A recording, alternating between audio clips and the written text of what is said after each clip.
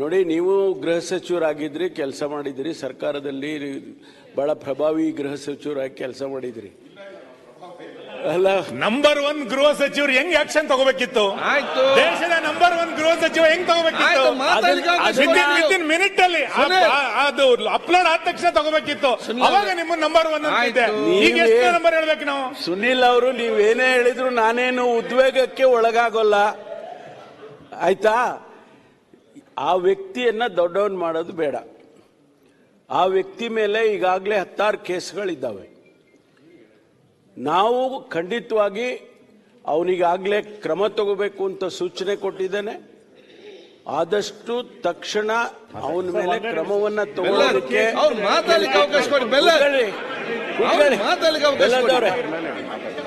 ಆದ್ರಿಂದ ಯಾರನ್ನ ಇಂಥ ವ್ಯಕ್ತಿಗಳನ್ನ ಸಮಾಜದಲ್ಲಿ ಬಿಡೋದಕ್ಕೆ ಸಾಧ್ಯನೇ ಇಲ್ಲ. ಕಾನೂನು ದೇಶದಲ್ಲಿ ಮಾಡಿರೋದೇ ಅದಕ್ಕೋಸ್ಕರ. ಆ ಕಾನೂನನ್ನ ಚಲಾಯಿಸ್ತೀವಿ, ಅವನಿಗೇನ್ ಶಿಕ್ಷೆ ಮಾಡಬೇಕೋ ಮಾಡ್ತೀವಿ, ಯಾವ ಮುಲಾಜಿಲ್ದೆ ಮಾಡ್ತೀವಿ.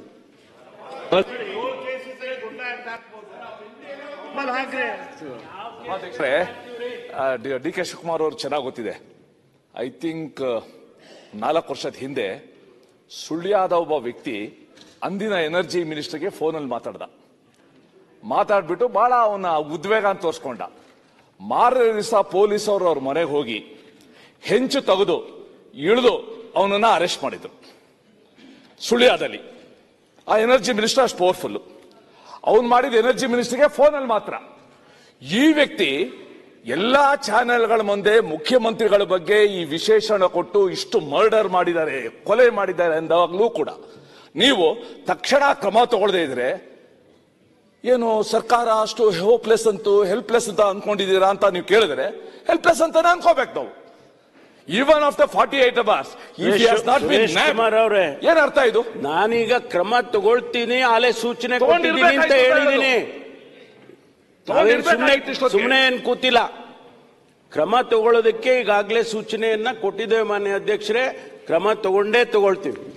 ಅಲ್ಲ, ಅವನ ಹೇಳಿಕೆ ಪ್ರಕಾರ ನಿಮ್ SIT ಅಲ್ಲಿ ಎನ್ಕ್ವೈರಿ ನಡೆಯುತ್ತಲ್ಲ, ಅವನ ಗೈಡೆನ್ಸ್ ಪ್ರಕಾರ ನಡೆದಿದೆ. ಅದ್ರ ಬಗ್ಗೆ ಅದೇ ವ್ಯಕ್ತಿ ಮಾಡಿದ್ದೇನೆ. ಇದೆಲ್ಲ ಮಾತಾಡಬೇಡಿ ನೀವು. ಇರೋ ವಿಚಾರ ಹೇಳಿ. ವಿಜಯನಗರದಲ್ಲಿ ಇಲ್ಲ ರೀ, ಅವರೇ ಹೇಳಿದ್ದಾರೆ. ನನ್ ಗೈಡೆನ್ಸ್